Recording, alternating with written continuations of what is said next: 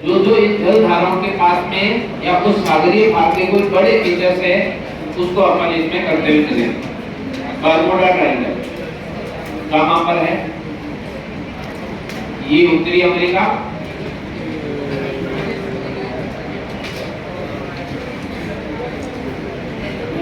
उत्तरी अमेरिका का ये फ्लोरिडा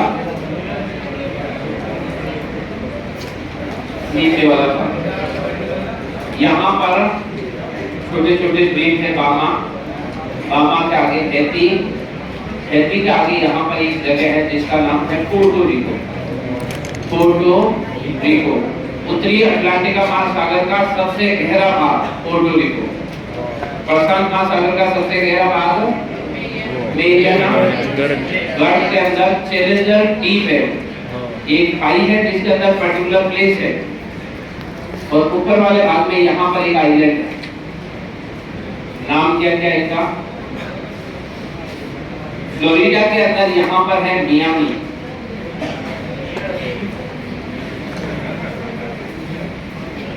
मियामी से लेकर इस द्वीप तक और ये लाइन, इसके बीच में एक ऐसा त्रिकोण बनता है जिसको बोलते हैं बरमूडा ट्रायंगल या बरमूडा त्रिकोण। ये बरमूडा द्वीप है, ये है प्यूर्टो रिको।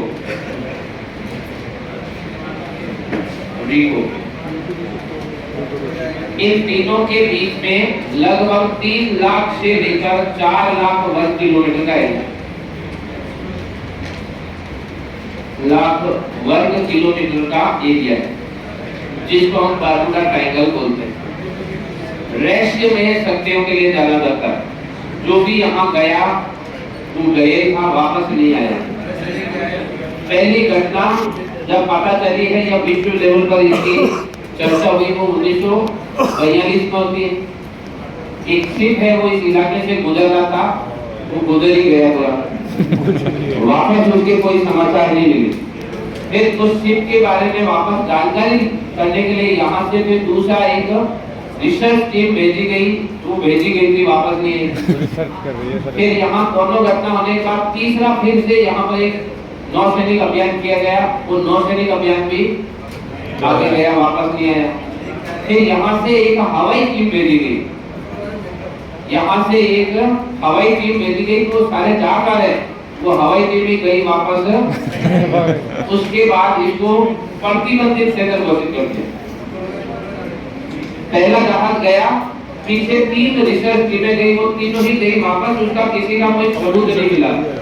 उसके बाद 1942 से लेकर 2020 तक यहाँ पर लगभग 30 बड़ी घटनाएं हो गई, जिसके अंदर 1000 के करीब लोग मारे गए। एक में नहीं, एक घटना में, ऐसा नहीं पूरी 30 घटना में 1000 लोग मारे। एक घटना ऐसी जिसमें 1000 लोग मारे गए, ऐसी घटनाएं 30 बड़ी घटनाएं हुई है।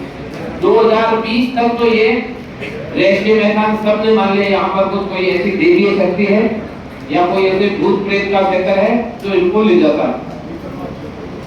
2020 के बाद में इसके बारे में पूरा रिसर्च करके नई जानकारी सामने आई है, उसमें कहा यहाँ ऐसा कुछ भी नहीं। यहाँ की केवल भौगोलिक परिस्थितियां ऐसी है जिसके कारण जो भी जाता है वो इस वाले भाग में डूब जाता है। पानी के अंदर डूब जाता है, पानी के ऊपर जाता है वो भी डूब जाता है। जो पानी के ऊपर 2 से 3 किलोमीटर ऊपर तक जाता है वो भी घूमकर उसी पानी में आ जाता है। ऐसा यहाँ पर परिस्थितियां पाई जाती। कैसे? इस वाले भाग के अंदर जलीय भाग, पानी भरा है, इस पानी के अंदर इस पानी वाले भाग में नीचे से नुकीली चट्टानें आई हुई है, लेकिन पानी से बाहर नहीं। 1 फीट या 2 फीट नीचे सब ऐसी नुकीली चट्टानें इसमें खड़ी है। पानी के ऊपर नहीं दिखाई देती है, पानी के नीचे वाले भाग में नुकीली चट्टानों वाला भाग है, और ये चट्टानें स्थिर नहीं है, बनती और बिगड़ती रहती। क्यों? ये ज्वालामुखी उद्गार का क्षेत्र है, ज्वालामुखी उद्गार का क्षेत्र है। यहाँ पर रोज ज्वालामुखी उद्गार होते रहते हैं, लावा निकलता रहता है। पहली बार में मान लो यहाँ से गया कोई जहाज, एक्सीडेंट होकर गिर गया, तो हम सोचते इस वाले भाग में कुछ गड़बड़ है, वो वापस गायब हो जाते, दूसरी जगह नहीं निकलती, दूसरे रास्ते जाके वापस वहां पर वो मिल जाती है। पहला कारण इस जलीय भाग के अंदर नुकीली चट्टानें हैं। दूसरा भाग यहाँ पर ज्वालामुखी उद्गार होता है। ज्वालामुखी उद्गार के अंदर कई जहरीली गैसें निकलती है, उसमें मीथेन भी निकलती है। मीथेन मीथेन क्या करती है, तो ज्वालामुखी उद्गार से निकली हुई मीथेन जैसे ही पानी में मिलती है, पानी की डेंसिटी एकदम कम कर देती है, पानी का घनत्व एकदम कम कर देती है। पानी का घनत्व कितना है, लवण का हम 33/1000 ग्राम मानकर जो भी जहाज बनाया जाता है वो इस लवणता के आधार पर बनाया जाता है। अगर लवणता ज्यादा है तब तो कोई समस्या नहीं, कोई ज्यादा पूछता नहीं। लवणता कम है तो समस्या रहती है, वो थोड़ा नीचे चलेगा। लेकिन महासागरीय भाग में 33 से कम लवणता किसी भाग में नहीं। तो जितने भी शिप बनाए जाते हैं वो इतनी डेंसिटी को ध्यान में रखकर बनाए जाते हैं। इस वाले भाग में ज्वालामुखी उद्गार होते ही मीथेन मिल जाते हैं, मीथेन मिलते इसकी लवणता एकदम कम हो जाती है, इसकी लवणता कम हो जाती है, डेंसिटी कम हो जाती है। कुछ भी ऊपर रखो वो सीधा पानी के नीचे चला जाता है। तो जहाज जितना बड़ा है, डेंसिटी कम होते जहाज क्या करता है, तुरंत नीचे बैठ जाता है। कोई भी जहाज इस भाग से पार नहीं हो पाता। जल की लवणता 5 से 10/1000 ग्राम हो जाती है और इसके कारण कोई भी जलीय जहाज इसमें से निकल नहीं सकता। जो भी जाएगा वो डूब जाएगा। कितना ही अच्छा तैराक आदमी हो वो भी जाते ही इसमें डूब जाता है, तैर ही नहीं पाते इस पानी में। पानी इतना पतला हो जाता है जिसके कारण उसको रोकने की क्षमता खत्म हो जाती है और तुरंत वो क्या करता है, उसके पहले में जाकर बैठ जाता है और वहां डेथ हो जाती है।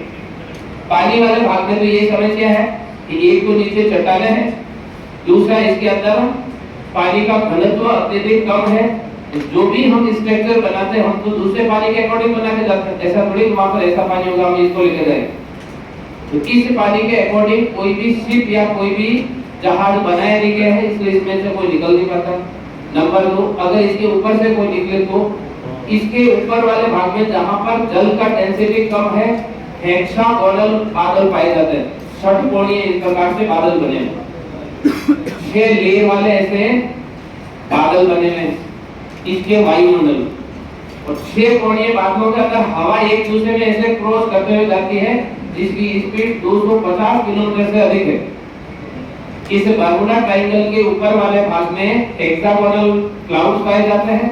इन क्लाउड्स के अंदर पवनों की गति हो 250 किलोमीटर से अधिक है। अगर कोई यहाँ से हवाई जहाज गुजरता है तो वो जैसे ही अगर उसके पक्ष में होता है जब तो वो उसकी स्पीड बढ़ाकर 3000 किलोमीटर कर देती है। अगर जैसे मान लो जिस साइड में हवा जा रही है उसी साइड में हवाई जहाज जा रहा है तो उसकी स्पीड पीछे से धक्का देकर लगभग 3000 किलोमीटर कर देती है, जिससे वो क्रैश हो जाता है। हवाई जहाज कितने 800, 900 या अधिकतम 1000 किलोमीटर पर आवर की स्पीड से उड़ता है। ये क्या करती है, उसकी स्पीड बढ़ाकर 3000 कर देती है, जिससे वो जल जाता है, उसमें ब्लास्ट हो जाता है। हेक्सागोनल क्लाउड, हेक्सागोनल बादल 6 लेयर के बादल है और 6 लेयर एक दूसरे से ऐसे क्रॉस होती हुई है, इसलिए जो पवन इसके अंदर उसकी वो तेज होती रहेगी लास्ट तक। इसलिए यहाँ से ना तो हवाई जहाज गुजर सकता है, ना इस भाग से कोई जल परिवहन या जलीय जहाज गुजर सकता है। अब इसको हमने समझ लिया, जहाँ हम आज भी नहीं पा रहे, समझ कैसे लिया।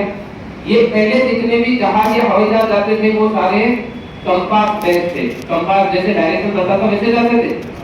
कंपास से हमें जल के अंदर क्या है इसका पता नहीं चलता, लेकिन अब हमने क्या विकसित कर लिया, सोनार।